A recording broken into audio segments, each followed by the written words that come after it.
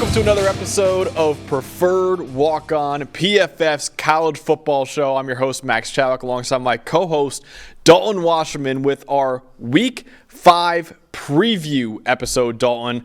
Previewing the only five biggest games this week. Last week we did 7 because we, quite frankly, had to do 7. This week we have 5 games, which we usually do every single week. But it's still a loaded 5 games that we got this week, man.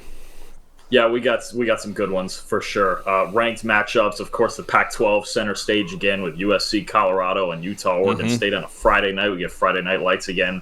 You're going to get some tight games, some wild ones. I think we're going to see a little bit of madness this week. It feels like somebody's going down. It's been hard to decide who you. I mean, you've also got probably the biggest game in Duke football history. Yep. There's going to be a lot of energy in a couple of these buildings, and we very well could see an upset or two, a big one that really has big ramifications down the line. Absolutely. So, again, last week we had 6 games between ranked teams, which, again, was tied for the most since 2017. This week, still 4, man. It's still 4, which you don't really get as many as 4. So, 4 ranked games that we're talking about today, and including a USC-Colorado game. USC-Colorado that we'll get to as well, which is a fantastic game, maybe the most must-watch game, obviously, of the weekend. But the first one we're talking about, Dalton, is the other Pac-12 game that we're talking about, a Friday night Pac-12 game. So that should be pretty exciting. Number 10 Utah at number 19 Oregon State. Dalton, what is the one thing you're looking forward to in this game? You're looking at the 2 most unique and the 2 most physical teams in the Pac-12. They have the same goals. They want to run the football. They want to play defense. They want to play games in a phone booth. And it's an interesting matchup, especially with Utah now having to go to Corvallis. They've got 2 big home wins against Florida and against UCLA. They've really stepped up their game stopping the run the last 2 weeks. You would look at them for the season and go, well, they're 66 in run D grade. But over the last 2 weeks, they moved up to 6. And their performance in run defense against UCLA is what won them the ball game, outside of the pick 6 on the first play. Oregon State's going to have to find some holes here because we've talked about them over the last week. They want to win a certain way. They want to run the football off tackle over and over and over, and occasionally get a shot on play action with Uiagalelei. The biggest thing Oregon State's going to have to do is read the fronts. All right, when Utah's in a 4-man front, 79th in the country in run D grade. Okay, wow. They've got this thing where they kind of rotate between a 4-man front and a 5-man front. Their 5-man front is elite. When they have 5 defensive linemen, they're an elite run-stopping team. It caused UCLA problems. It caused Florida problems early on. Against Baylor, you could see kind of the shift between the 2. In a 4-man front, Baylor had a lot of success running the ball on them, and in a 5, it got a little bit better for Utah. They really like to mix it up with their fronts depending on run and pass situation. The other big thing I think Oregon State needs to do is have a threat with Uiagalelei running the ball. They did a better job of this last week against Washington State. The first 3 games, he only had 11 carries for 43 yards, and last week he had 6 for 72. He scored a touchdown in all 4 games, but he got more involved, especially in the second half last week against Washington State.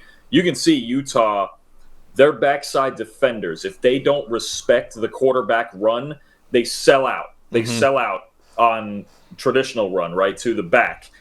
Baylor had a threat at least. You see Robertson only carried 4 times for about 20 yards for Baylor. But the threat of speed option, the threat of read option, all of that stuff really made Utah stay home. You have to make them stay home as opposed to just selling out.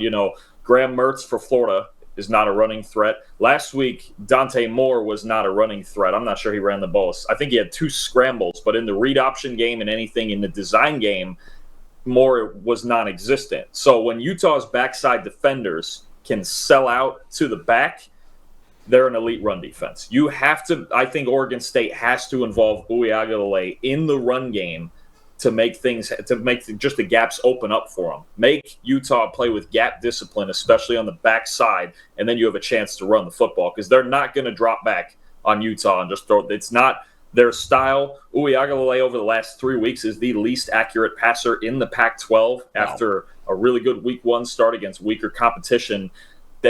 Oregon State has to win a certain way, and the way they're going to do that, I think, needs to be with an added dimension of their quarterback running football. Absolutely. And I think the biggest storyline is the other quarterback in this game. And quite frankly, who will be the other quarterback in this game? Because Cameron Rising last week was a full participant in practice. All the reports that came out before that game against UCLA was, hey, he's going to be able to go. Then all of a sudden, like a few hours before kick, even the night before, reports started to trickle out that said, hey, yeah, Cam's not going to be playing this week. This week, he is splitting first-team reps with Nate Johnson in Utah. And, yeah, man, it's going to be interesting in whether or not Cam Rising and also Brant Keithy, we don't know too much about his status after he also recovers from torn ACL. We don't know about his practice status as much as Rising, but they need both those guys back, man. And it's kind of funny to me, though, honestly, is because, like, listen, Utah 4-0 for the first time since 2017. They beat two ranked teams, Florida, who's currently ranked, UCLA, who was ranked at the time. In my interview with Kyle Whittingham, the head coach, I asked him, I was like, hey, coach, what is the most important thing for Utah to three-peat this year? And usually you get coach speak saying, we just got to do our job, do your assignment and all that. He told me the biggest thing goes, above all else, Cam Rising has got to be able to go. So that to me was like, okay, Kyle was telling me, hey, we need Cam or else this is not going to be great. They're 4-0 right now, man. They're doing well without Cam Rising. So maybe Kyle Whittingham was even, holding his cards close to his chest a little bit in that interview with me. But yeah, man, they need him back though, because this has been the 11th worst Power 5 team in terms of EPA per pass. Oregon State has a really good defense, top 25 in that same metric as well. And then obviously you mentioned, did a great breakdown of the Oregon State run game, because that really is the key to this game, in my opinion, is Oregon State is fourth in EPA per rush, tied for fifth in rushing grade, and fourth in run blocking grade among Power 5 teams. 7 yards per attempt against Washington State, but the problem was, like we mentioned before, they could run the ball in the first half. DJ Uyunglele only had 12 dropbacks in the first half. He had 26 in the second half because they were down by 3 scores, and he had to come back. And he didn't play well, man. He only had a 50% completion rate and a 61 passing grade. And the other thing you mentioned too, Utah has experience with teams that want to run the football, dominant run games, and inconsistent quarterbacks. Utah has experience with making those teams rely on the quarterbacks. Remember that week 1 game, Graham Mertz was relied on in that game. He only ran the ball 16 times compared to 51 dropbacks in that game. As we saw in the Tennessee game for Florida, Florida wants to rely on that run game, and when they can be dominant. But if Utah can take away that run game like they did with Florida, like to Oregon State, this could be a problem for Oregon State, man, with DJ Uyunglele, because Utah's run defense has been really good. You see right there, 1.7 yards per attempt allowed. That leads the Power 5. So Utah's had a good run defense, and I think it's a great point that you made, that it really is a great run defense when there's a 5-man front. If I am Kyle Whittingham, I'm probably setting a 5-man front most of this game, because I think Oregon State's really going to try to rely on that run game. But ultimately, Dalton, who will come out on top in this Friday night Pac-12 showdown? It's going to be ugly. You mentioned the 5-man front, and I think you're right. I think you're going to see it a ton with Oregon State playing so many tight ends. They play a ton of 12 personnel, and they just run right behind it. I think Rising being in this game would be a huge difference. I think this is a tight one. It's on the road. It's a short week for Utah. I'm going to take Utah actually on the road 21-17, not knowing 100% if Rising is going to play. It would make a big difference because the last 2 weeks, Oregon State's really struggling in coverage. Washington State got vertical on last week, as we covered on Monday. San Diego State actually got behind them a few times and just missed the throw. Oregon State, the cracks in the secondary are showing. And if Rising plays, I think this is a little more decisively Utah. But I think the lesson here, we talked about it Monday, and I think Oregon State, with their style, much like Florida and much like what happened in UCLA the other day, don't fall behind Utah. Yeah. You can't. You just can't. They need to establish this run game. They need to get a little creative early and get a lead if they're going to win this game. But Utah's defense, that's to me, that's an elite unit. It's the best unit on the field in this game. And I think it's the one team, maybe not the only team, that's probably cut. Washington and Oregon are they're physical, but Utah matches their physicality. Whereas Washington State last week didn't, but they were also explosive enough to get ahead. This is a completely different game than they just played, and I think Utah is going to be up to the task. They just, locked down a UCLA team in the running game who, coming into that game, was leading the country in yards per carry. I'm going to take Utah 21-17, and I think if Rising plays, then you could see the margin a little wider than that. Yeah, we're both taking Utah in this game, and Utah is actually the underdog in this game. Utah is currently +3 at Oregon State right now, and both of us picked UCLA over Utah last week. We were wrong, and Utah fans in our comment section were very quick to let us know that we were wrong. I think now we're throwing them a bone here. I think we're both picking Utah. I'm picking Utah 24-21 in this game. Listen, man, this Utah team is already a top 10 team in the country without its star quarterback, and I am right now cautiously optimistic that Rising will be able to go. I have no intel on that, just from what I've seen in terms of the practice reports. He's been a full participant in practice without limitations for 2 weeks now. Hopefully that means he's finally able to go on Friday night, but we will see. And if Rising makes his debut, man, they're already a top 10 team in the country. They could be a lot better than that, which is a scary sight for a lot of other Pac-12 teams, including these two Pac-12 teams that we're talking about, Dalton. The next game we're talking about is number 8 USC at Colorado, noon Eastern time on Fox. Dalton, how do you think Colorado will respond after getting blown out of the water by Oregon? I think it'll be better. I do. Oregon is not. It's like the worst matchup possible for Colorado. That you just talk about their offensive line, the running game, Irving and James, and everything they can do in the run game. That's just not gonna be what Colorado wants to play stylistically, right? USC is kind of like Colorado on steroids. Yeah. It's about the quarterback and the weapons, and they can run the ball. Don't get me wrong, they can run the ball too, but it's at the end of the day, it's about Caleb Williams. Yeah. And just like for Colorado, at the end of the day, it's about Shedeur, right? And the weapons and high flying and making reads and making huge throws. And it's going to be fun to watch these two quarterbacks on the same field. But Colorado, they do have to find some balance, though. They have the fewest rushing yards per game in the Power 5. Their lack of balance, they're only running, I believe it's 56 yards a game, somewhere around there. They need to find balance so bad because, you saw Arizona State even really unexpectedly as a 34, 35-point underdog stayed in the game against USC really down to the wire because they could run the ball. Skedibo ran the ball really physically against them. You have to find some way. I mean, it's hard enough to beat USC. It's going to take a minimum of 45 points, I think. They're going to score against anybody. They're probably the best offense in the country. You have to have balance. You just do. It's going to be hard for Colorado, even against the lesser teams in the Pac-12, to win without some sort of balance. They have to get Hankerson and Dylan Edwards going. I know they don't want to run Shedeur a whole lot because he's not built necessarily for the design game, but it's just, I think they're going to respond. They're at home. It's a better team for them to play stylistically. It's a tough task for sure, especially again without Travis Hunter this week. But I think it's going to look better than you saw. I just think Oregon, especially at Oregon, is the worst matchup you could find for Colorado with the way they struggle in the trenches. Yeah. Absolutely. Yeah, my biggest matchup for me is just basically, can Colorado keep up, man?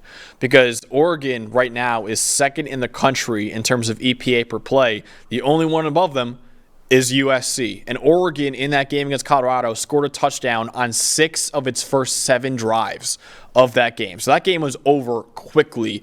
USC is even better offense than Oregon. I agree with you. I think it might be the best offense in the country right now. And it's not just Caleb Williams and that electric receiving core, which has been fantastic to start the season. Marshawn Lloyd is currently the second highest graded running back in the country. And you saw what Bucky Irving was able to do last week against that Colorado defense. This could be the Marshawn Lloyd game, man. I really think this kid can have a huge game against Colorado. The only chance Colorado has, like you said, is probably score 45 plus points, man, because this is, and listen, they have I'm not gonna say they are gonna score that many, but they have a better chance of making this a shootout than the Oregon game. Oregon is very well coached defensively. Dan Lanning is a brilliant defensive mind. They got good players on that side of the ball. USC currently 50th in the country in EPA per play on defense, and they face two offenses that are outside the top 100 in EPA per play, and another one who's outside the top 70 in EPA per play. So USC's defense has played a weak schedule, and it's still not looked great so far. So I think Shedeur Sanders could have a big game in this one. The problem is, though, you see right there, he had 8 sacks. He was sacked 8 times by Oregon. USC, again, weak competition, but right now they're 3rd in the country with an 84.9 pass rushing grade. Now, the run defense, I think, is the issue with the USC defense mostly right now. So maybe Shedeur won't have as much success. But I agree with you. I think Dylan Edwards, man, he's got to have a big game as well. I think Marshawn Lloyd could have a big game, and Dylan Edwards might have to have a big game in this one. So, yes, it is between Caleb Williams, and yes, it is between Shedeur Sanders. That's going to be the headline for this game. But this could turn into a running game a lot more than people realize with Marshawn Lloyd and Dylan Edwards. So, yeah, Colorado's going to have to keep up, man, to make this a game, because if you thought that Oregon offense looked elite against Colorado, wait until you see Caleb Williams, the reigning Heisman Trophy winner, the guy who's going to go number 1 overall no matter who has the pick, basically. Wait until you see that offense with Lincoln Riley, the best offensive mind in the country, by the way. Yeah, Colorado better buckle up, because it could be another long day for the defense. But I do think Colorado's offense has a better chance of making it closer than the Oregon game, at least. But ultimately, Dalton, how close will Colorado make this game? Not that close. Not as wide as the Oregon game. I'm gonna say 49-31 USC. Okay. There should be opportunities for them in this game. I think USC, they're not like that physical on defense. Yeah. Colorado's just again, their primary issue in this game is one team. USC has some semblance of balance. Now, does it come against a ton of light boxes because you have to sit back against them? Yeah, and sometimes they throw it over your heads anyway. Yeah. But Colorado has to find something up front. They have to find anything to get Edwards. They just need they don't even need to run for 250, 300 in this game, but it's got to be respectable. They can't win games continuing to run for 55 yards a game. But this is a good opportunity for him. I think the pass rush, Sanders does get the ball out quickly. A lot of those sacks last week were him just kind of holding the ball too long. Their offensive line graded better than I thought they would at the end of the day. And Sanders, he would much rather take a sack than throw the ball into a dangerous spot. I can't blame him for that. But USC, it's just too much. I think it'll be a better showing for Colorado at home against a team that's stylistically a little more favorable to them. But USC, I don't know about you. I believe they're one of the 4 best teams in the country. You have an offense like that just they put up 42 to 45 to 55 points at will. Yeah. Colorado is another game where, again, I still like Colorado a lot. This is just another game they're not ready for. Yeah.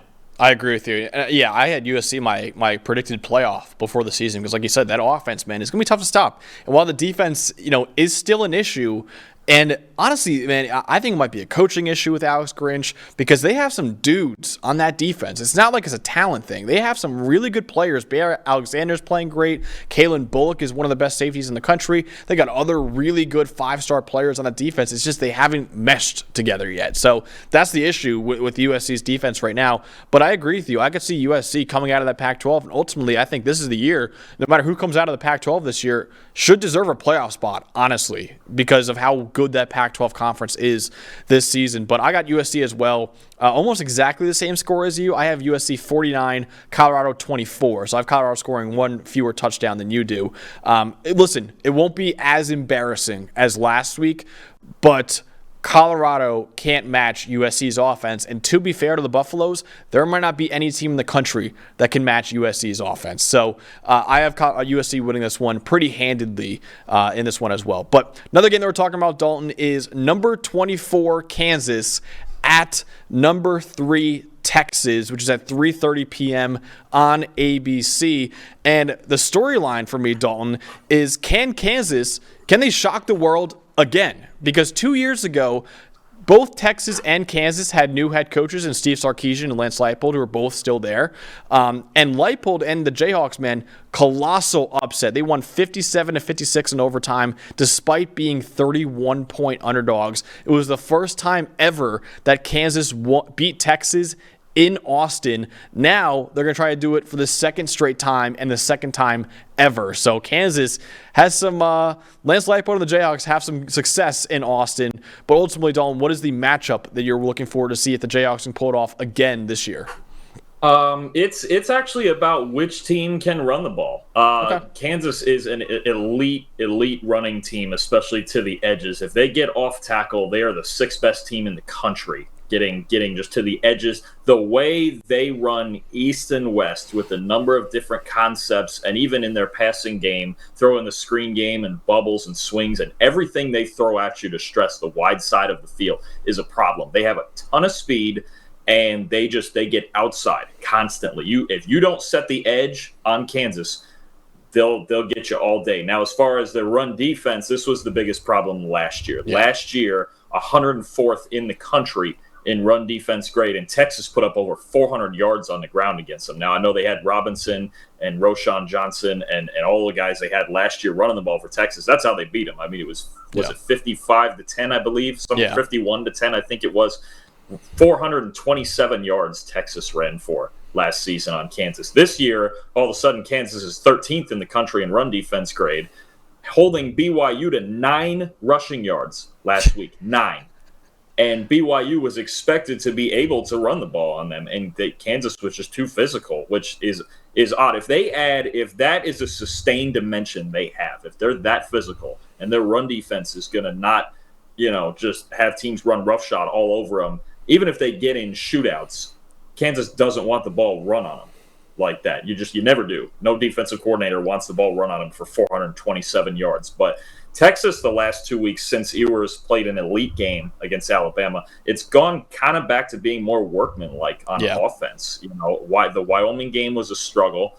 They're better than Baylor, so they were able to be more conservative, but Ewers only had an ADOT of 6 yards last week. They're throwing short passes. They're running the football. And honestly, I'm going to pose this question to you based on the numbers we have right now and what Texas has looked like outside of the Alabama, and even in part during the Alabama. Is Texas a defensive team instead of, because I know we think about Ewers and Worthy and what they did scoring 34 on Alabama, which is wicked impressive, especially in Tuscaloosa, but it looks to me that the defense is actually the foundation for Texas. I would agree, man. And I would say Ewers was lights out against Alabama. He's been back to the inconsistent quarterback that we saw last year, man. So, listen, I think he's better than a lot of the games he showed last year. But, man, this is a Texas offense. I was like, okay, it's going to be tough for you to stop them if Ewers can put it together. Because you got Xavier Worthy. You got Jatavion Sanders, who's one of the best tight ends in the country. A.D. Mitchell has been a stud for them, transferring in from Georgia. I said, it's going to be tough, and all the other receivers that got there as well. I thought it was going to be tough for you to stop that offense. The Texas defense, like you mentioned, has been really fantastic so far to start the season. So top 10 in defensive grade, top 10 in EPA per play in the Power 5. I mean, Texas defense has been really, really good. For me, the matchup I'm watching is Jalen Daniels, man. Because 2 years ago, Jalen Daniels was the driving force in that upset. He was only a sophomore in that game. He had a 90.9 passing grade in that game. 90.5 passing grade this season, which is 5th among Power 5 quarterbacks. But like we said, 2 years ago, the Texas defense was very vulnerable. This year, is not that, man. They are really, really playing really good football right now, especially in the coverage unit, I think. And Texas, as much as the offense has quote-unquote struggled so far this season, they still have put up 30-plus points in every single game that they played this year, including Alabama, who has, as we've seen, one of the best defenses in college football. So I think Jalen Daniels is going to have another huge, huge game, and that Kansas offense is going to have to step up, man, because chances are Texas will probably be able to score 30-plus points once again in this game. But ultimately, Dalton, who do you think is coming out on top in this major Big 12 showdown? This was a hard one. The more I watched both teams, I think this is going to be a really, really hard-nosed battle. I think it's going to be a shootout. Texas For as well as their defense played at Alabama, we've been over Alabama's struggles for a couple of weeks. They have not seen an offense like this. They get east and west with anybody. Jalen Daniels, now, this year he comes into this year 100%. He's healthy. Hopefully he doesn't get hurt again like he did last year. Because when he was 100% last year, it was spectacular. He's really been great. Anytime he steps on a football field 100%, he's been great. I'm actually going to take the Jayhawks here. I have a feeling this is where our madness is coming. I know they never won in Austin before. Now you pick them twice in a row. I really am curious to see if their defense, they're not going to be great in this game. Look, going into Austin against this Texas team is not going to be easy. But I'm really curious to see if they can hold it together in the front seven and make Ewers beat them. Look, for some reason, we've seen Ewers tee off on Alabama twice. And otherwise, it's been this back and forth thing of, like, you see an elite throw here and then you see a handful of inaccurate. And I have a feeling they're going to load the box again, and they're going to try to make Ewers beat them. And their offense, like I said, Texas has not seen a team like this. Alabama struggled. Baylor really just can't score. That's a struggle for them to score. It's been very workmanlike, and I'm not. And I know they won 38-6 last week against Baylor, but Texas offense. It's been workmanlike. They're getting through. They're winning ball games. Again, I think they were tied at 10 with Iowa after 3 quarters. Was that it's somewhere? Wyoming, yeah. And it was 10-10 late in the. Sorry, Wyoming, yeah. Which I mean they're kind of similar, but yeah. It's kind of a gut feeling more than anything. Kansas. They're explosive offensively. They have a ton of speed. If they can hold things down in the front seven, I think, reasonably enough, last year, I don't think they're going to give up 430 yards again. Bijan Robinson's not there. Roschon Johnson's not there. I'm going to take Kansas 41-38. Wow. I love it, man. Kansas right now is a 16.5-point underdog. So, listen, if you're a betting man, that Kansas money line, I don't know what quite it is, but Dalton's saying take it, man, because I love that, man. It's a juicy upset. I'm going to pick Texas in this one. I think they're going to win 40-24. I think it will be close for a while, but then I think Quinn Ewers and the receiving core will kick it into high gear in the third and fourth quarter, like they did in that Wyoming game, really. So I think it will be close. I'm not picking Kansas to win, but I love that, man. I think that's a very, very fun upset, and definitely it's one of the biggest spreads I think in this slate, besides the USC Colorado one that we're talking about. So yeah, I love that, man. There's a big time upset. Another game that we're talking about is an SEC West game between number 13 LSU and number 20 Ole Miss. And the storyline really, Dalton, is pretty simple. It's which team can get back on track, because last week Ole Miss lost to Alabama. Right now, LSU and Ole Miss are 2 of 4 teams that are still in the top 20, even though they already have a loss.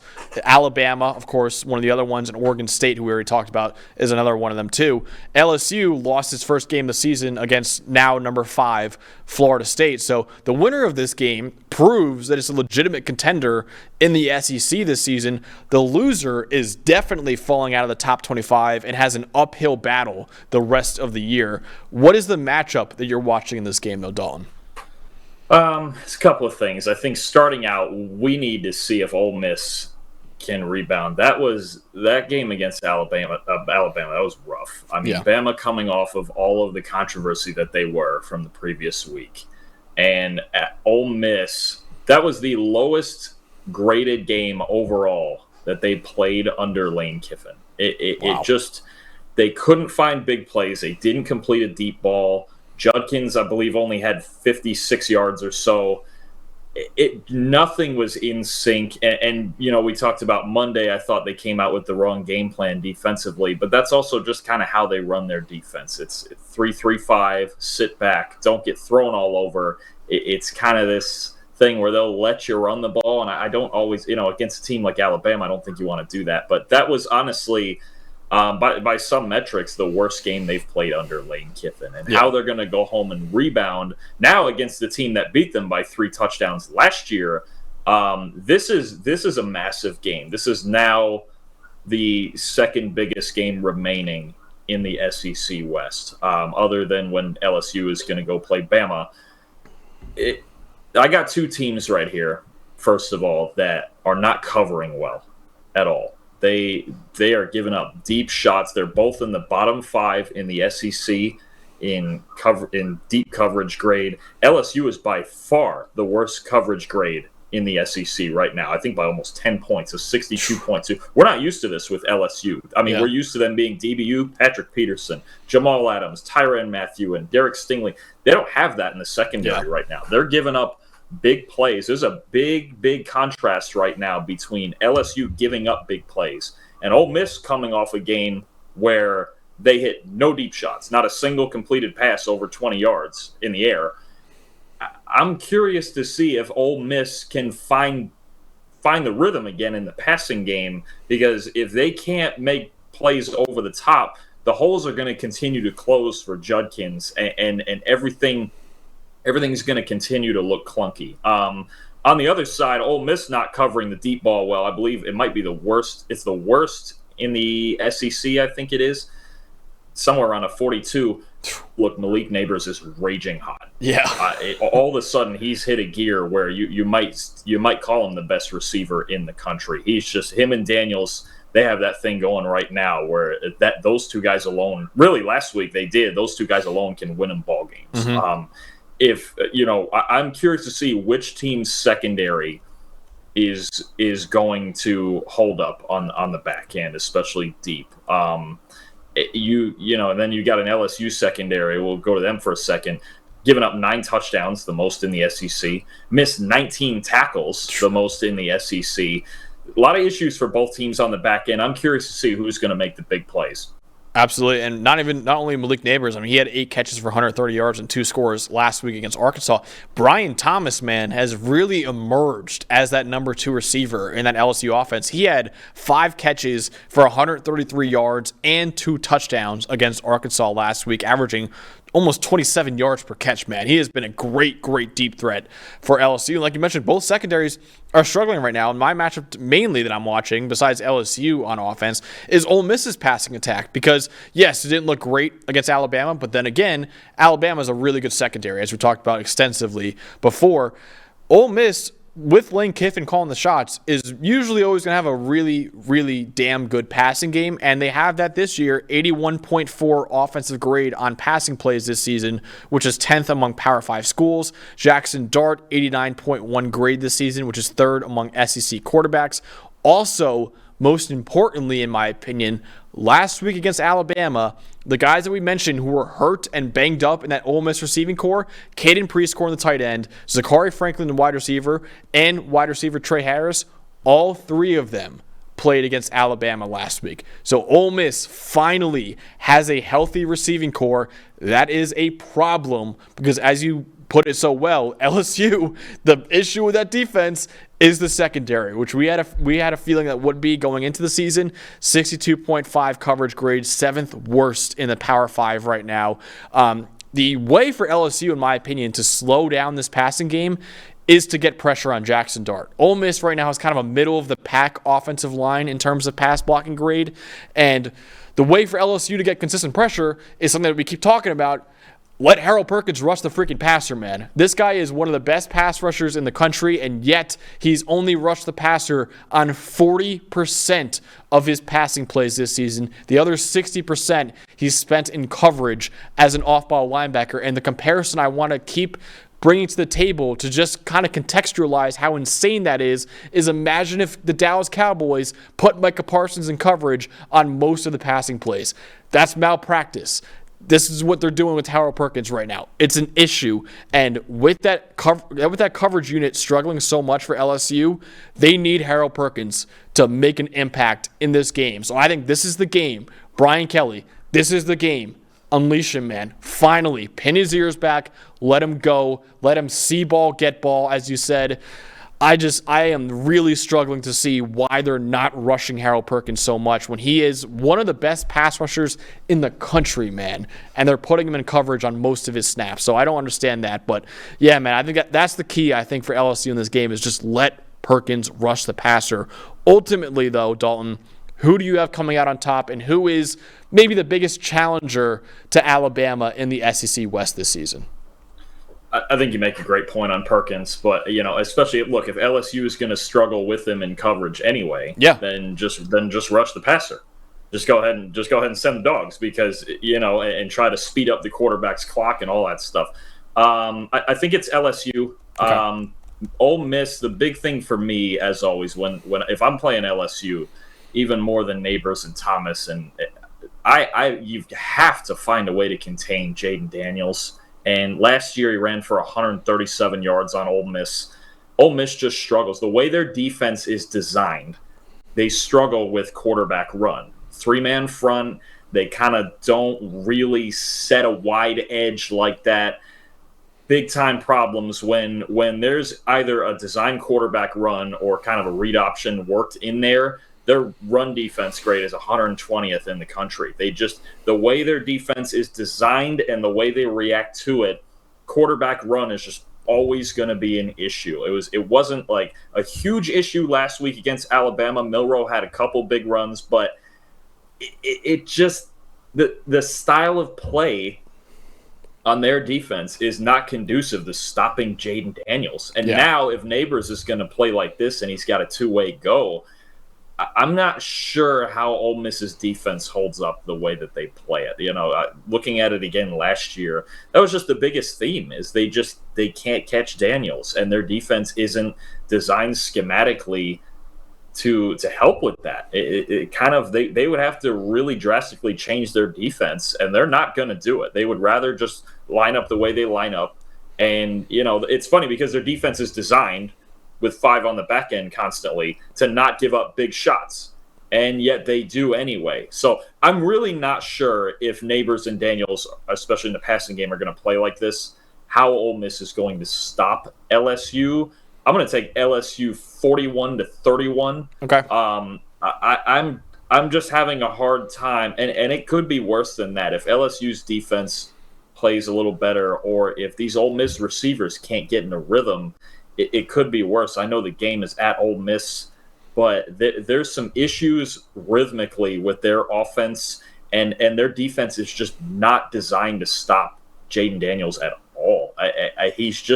It feels like unless they change something, he's just going to have free reign. I mean, we learned last week it's not like they're going to blitz apparently in big spots. So if they just sit back and play the same style of defense they do, I'm not sure how Daniels doesn't have success because he's not going to turn the ball over. He doesn't do that.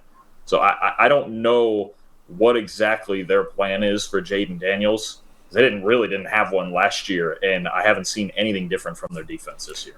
Yeah, absolutely. And then Ole Miss secondary even struggled with Alabama last week. And we've gone over extensively how much Alabama's passing game has struggled so far this season. Jaden Daniels, Malik Neighbors, Brian Thomas, Mason Taylor at tight end. That's a different animal, man. It's a different animal that you're dealing with. I got LSU in this game as well. I think it's going to be close, though, because I don't trust Brian Kelly to let Harold Perkins rush a passer again. I'm not expecting that. And I do think LSU's secondary is vulnerable with Jackson Dart and all those healthy receivers that he finally has now. I think it could turn into a shootout. Ultimately, I got LSU in a close one, though, 34-31. But this, to me, was the hardest game to predict because I can really see Ole Miss pulling out the upset here. But I'm taking, two of the best quarterbacks in the SEC in this game, I think, between Jaden Daniels and Jackson Dart. And it could turn into a game where it's between Jaden Daniels and Jackson Dart going blow for blow. I would trust Daniels in that receiving core a little bit more in this game than I would Jackson Dart. So I'm taking LSU 34-31 in this one. I think it will be a really, really close game, though. Last one that we're talking about is number 11 Notre Dame at number 17 Duke, 7:30 p.m. on ABC. And the biggest storyline, Dalton, is, man, can Notre Dame recover from that gut punch that Ohio State gave them this past Saturday? Yeah, it's a hard one. We mentioned it Monday, but the better team lost that football game. Notre Dame really played well for 57 minutes and then just didn't execute and got really outcoached down the stretch. They should have won that game, and they should probably, having won that game, have ended the week number 4 or 5 in the country. Yeah. This is a weird one, and I think you've got probably the biggest game maybe in Duke football history. Their defense is playing really well. Riley Leonard's playing clean. Their secondary, Duke's secondary, has been spectacular. Digging into it, actually, I think more than anything on the field, I'm a little worried. Other than they played Clemson week 1 and they won the game, and Clemson actually really made a lot of mistakes for Duke to take over that game. Duke hasn't played a whole lot of competition since then. Their last 2 weeks against UConn and Northwestern, who Northwestern is a disaster, and UConn, they've taken a step back this year. Their passing game. They don't have a quarterback. They can run the ball, but it's not what it was last year at UConn. So, and credit to Duke for dominating those teams. But I think more than anything, I need to see Riley Leonard make some big throws. Right, through 4 games, only 3 big time throws. Now he's got the 5th best overall grade of any quarterback in the country, but it's heavily carried by the fact that he's got an 88 rushing grade, which leads all quarterbacks. 19 forced missed tackles is 3rd most. He's the style of play. Tell me if this sounds right, because the numbers just jumped out at me as similar. Will Levis in 2021 had a year like this. Yeah. Where he ran all over everybody. He just, kind of this physical specimen sort of thing. He ran all over everybody. He had a solid passing grade, somewhere in the low 80s, and I think he might have been the best runner in the country that year. But he didn't make enough. There were flash throws, but there weren't enough of them. And I know they talked about supporting cast at Kentucky not being great, and I think at Duke it's the same problem. There's not a ton to work with, but Leonard, I need to see in a game like this that he can elevate the guys around him. I think he's played, in a functional sense, terrific football through 4 games, right? Very, very clean, run the ball when you need to, and just don't make mistakes, right? Because even against Clemson, that's how you beat Clemson right now. Yeah. Play defense and don't screw it up and stop the run as best you can, because Klubnik isn't ready to carry them, right? Florida State kind of did the same thing. Klubnik was better. They ran the ball. Florida State's front 7. We've been over all that. But Duke, I'm a little worried about the soft level of competition since that Clemson game, because they really took that. They took that game over late. It was 14-7 for a while, and Clemson just couldn't get out of their own way. Mm-hmm. They're physical. I don't know if they're Notre Dame physical. Leonard, I know there's some people for next year's draft really, really high on him. I don't know that I've seen the high end yet that I can put him in that class of guys when we talk about Williams and May and Penix and maybe Sanders and all these other guys. This is the week you need to see it. I think if Duke is going to win this game, Riley Leonard kind of has to finally be Superman. And I'm a little worried with Notre Dame's defense. Look, outside of the last drive where they just blew it, and they got outcoached, and Henderson's 61-yard run last week, Notre Dame's defense was spectacular outside of maybe a half dozen plays last week. They were just terrific. So this is not for Duke. This is about coming off of playing UConn and Northwestern. This is about as high a step up in competition as you could get. Yeah, definitely. Speaking of Riley Leonard, we actually have an interview with Riley. Great interview with Riley Leonard that you can check out as well. But yeah, man, this is the big story is for me on the Notre Dame side of things is man, you just suffered a gut-wrenching loss, agonizing loss to Ohio State that we talked about extensively in our review episode you can check out as well. That was really on Notre Dame, man. The final 2 plays of that drive, Notre Dame had 10 defenders on the field. The touchdown, the missing defender was a defensive lineman exactly where Ohio State ran the ball, and Ohio State barely got over the goal line. So you could make the argument Notre Dame would have stopped them. The problem is now, Notre Dame doesn't have too much time to grieve that loss. It's not like you have a bye week or even playing a cupcake opponent. This is a good Duke team right now, and like you mentioned, this might be the biggest game in Duke football history. So Durham, all of Durham right now is locked in. So Notre Dame, after that loss, is going to have to rebound quickly against Duke. Duke, for the first time in program history, is hosting College Game Day this week. So, like you said, this is going to be a massive game for the Blue Devils. Notre Dame better be ready for another fight, man, because it could come this week. So they got to be able to rebound from that Ohio State loss pretty quickly, man. So, that's definitely one thing I'm keeping an eye out. And the other thing I want to keep an eye out is I think Duke, for Notre Dame's advantage, I think Duke might be a little outmatched in the run game on both sides of the ball. I think that could be a big, big problem. You see right there, Audric Estime, you can make the argument he's been the best running back in college football this year, leads the country with 591 rushing yards and a 92.1 grade. Notre Dame, 90.6 run defense grade as well, which is 8th best in the Power 5. Also have 98 run defense stops, which leads the Power 5 this year. Now, the leads Power 5 is a little misleading because Notre Dame has played basically an extra game than anyone else has so far this season because they haven't had a bye week and they played in week 0. But still, you see right there, 8th best run defense grade in the Power 5. So that doesn't really matter as much in terms of how many games he played. Duke, on the other side of the ball, Duke has the 9th worst run defense grade in the Power 5 right now at 64.6. And Audric Estime, I believe, is 6th in the country in forced missed tackle rate at about 42%. Duke has the 3rd worst missed tackle rate in the Power 5. They missed 20% of their run defense tackle attempts so far this season. So Audric Estime could have a huge game. And then also Duke on offense, 12th worst run blocking grade in the Power 5 at 58.2, and they only average 1.5 yards before contact per attempt. And now Graham Barton, who's a left tackle we also interviewed on the show you can check out, he's a fantastic left tackle, could be a day 1 or day 2 pick in the NFL draft, but the rest of that offensive line has struggled so far this season. Ultimately, Dalton, though, will the Blue Devils come out on top in Durham in what should be maybe the biggest game in program history? I don't think so. I think they had their big one against Clemson, and I think this more to me really is about Notre Dame. Look, mentally they do have to recover, but they have to remember that a loss at the buzzer to Ohio State does not take them out of the playoff mix. No. Look, if they run the table now with a win like this and a win later in the year, possibly if they find a way to beat USC, they're right back in. If they run the table, they'll probably be number 3 or 4 and make the playoff. They have to just refocus, and it's not an easy game on the road against a good team with a good defense to refocus. But I think Freeman has to, at some point, he has to have gone to his team and said, look, that one's on me. Yeah. And just move on and try to run the table. I think this is a good get-right game for Notre Dame.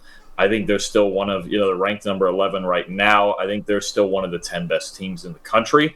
I think they just ran into another one of the 10 best teams in the country. And the one thing you just mentioned, Duke's run defense, Notre Dame ran the ball really well against Ohio State. And Ohio State might have the best front 7 in college football. They ran the ball really, really well in that game. And just, they didn't finish drives and they didn't finish the game. And the pressure got to Hartman. But Notre Dame's the better team in this game. Bigger, more physical, more to work with, and I don't think this is the game where we find Riley Leonard elevating the rest of what is probably an above-average team to Notre Dame's level. Notre Dame was the better team in that game, coming in at number 9 over the number 6 team. They're still fantastic. They're very well-rounded. Look, Duke, if they come out with a ton of energy and they execute at a high level, can keep this a close game, but I actually think Notre Dame just being more physical, and we talked about it last week, they don't allow big plays. Yeah. Just don't. Their secondary is spectacular. I'm taking Notre Dame 28-13. Duke's defense could keep them in it for a while, but I just think Notre Dame wears them down, and I don't think Riley Leonard, he would have to play the best game he's played as a college football player.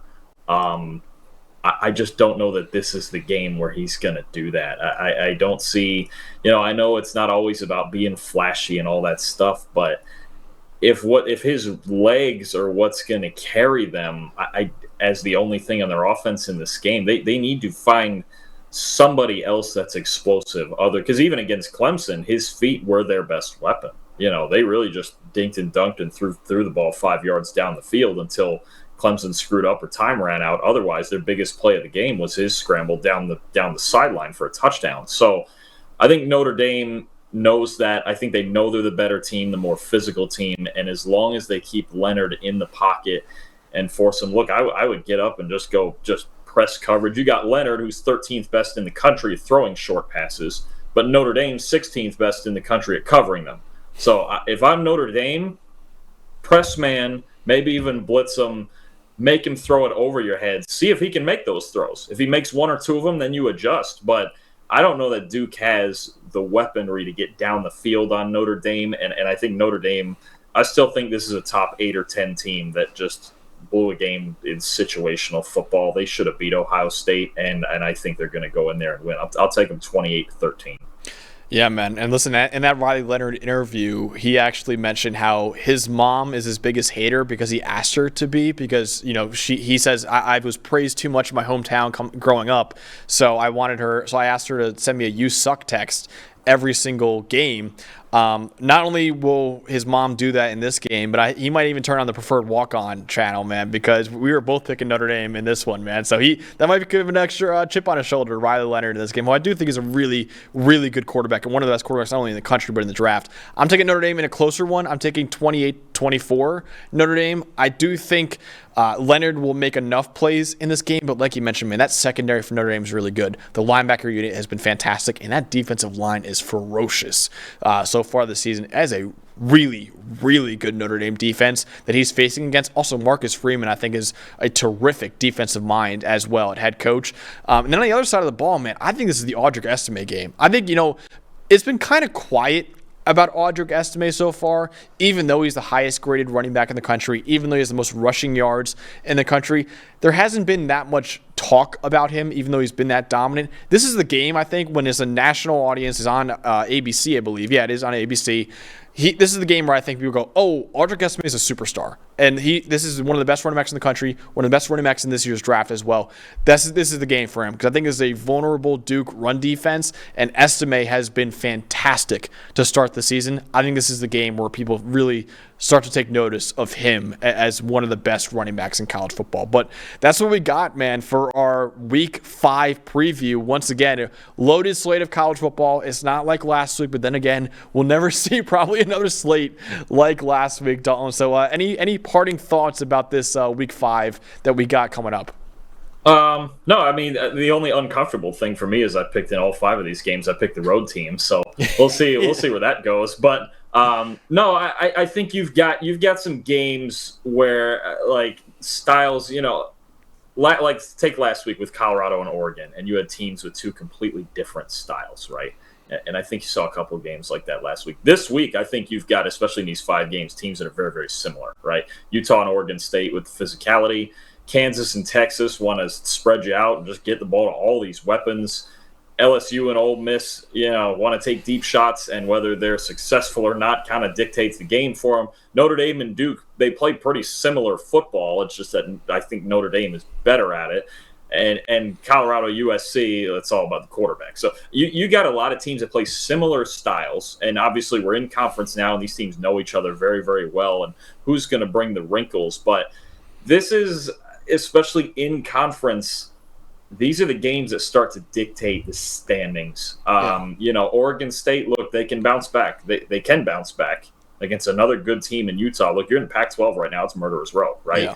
They can really set themselves back up to compete in the Pac-12. Ole Miss coming off a big loss. I think you got some teams coming off big losses here, right? Notre Dame, we got to rebound.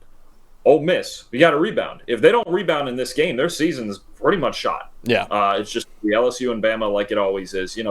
Colorado rebound is for a lot of these teams. This is rebound week. You just come out, play better. Look, 4 teams make the playoff, and 4 teams are not going undefeated. Yeah. So I think that's the part where Texas has to be really, really careful. Is that don't just assume you're going undefeated. It's not same old Kansas. That game 2 years ago you mentioned. You had 2 teams really just starting to find success. Now you've got 2 teams trying to establish themselves as contenders. Look, if Kansas wins this game, you're going to look at them completely different. Oh, yeah. Completely different. They're going to find themselves in the top 15, if not higher. And honestly, if Kansas wins this game, you're going to go, whoa, can they win the Big 12? Is that like a real thing? Because we've already seen K-State lose. Oklahoma is always good, but they weren't great against Cincinnati last week. You got some teams here who have a chance to establish themselves. It's going to be interesting here. to see where the standings start to shake out in the next week or two, and if these conferences start looking the way we think they're going to look. Yeah, absolutely. And not only that, I mean, there's a great point you made in Rebound Week. There's like a few other games I just want to shout out really quickly that I think you should keep an eye on. Florida, Kentucky is a game that I'm really excited about. It's a huge SEC East showdown. Georgia, Auburn, another big SEC game. And, of course, I got to shout out my Syracuse Orange, who are 4-0 right now. I'm an alum of Syracuse, and they got Clemson this week at home, man. So I am pumped to see if Syracuse can do it against the 2-2 Clemson right now. And if Syracuse wins, I think they'll certainly be ranked after this week. And I actually have them in my top 25 right now, man. So is Syracuse what was I just thinking? They're playing Florida State too next week, aren't they? Don't they have North Carolina, Florida State back to back? They got Clemson, then they got North Carolina, then they got Florida State the week after. They got that is literally whose idea? Who did that to them? That's just mean. I'm like 4-0, and then then you go 4-3. You go 4-0 and then 4-3. I think they started 6-0 last year, and they finished the season 7-6. So it was just like an easy first half of the schedule, then a brutal second half. It's kind of the same this year, but hopefully Syracuse can start 5-0, man. I'm hoping for that. But that's what we got, man, for our Week 5 preview. We cannot wait to talk to you guys again on Monday with our Week 5 review episode. Also, we're going to do some other new stuff pretty soon in terms of our review stuff, and of course the Week 6 preview the week after. But for Dalton Wasserman, for producer Eli back there, I'm Max Chadwick. Enjoy this weekend of college football, guys, because it is going to be fantastic. And we'll see you guys on Monday.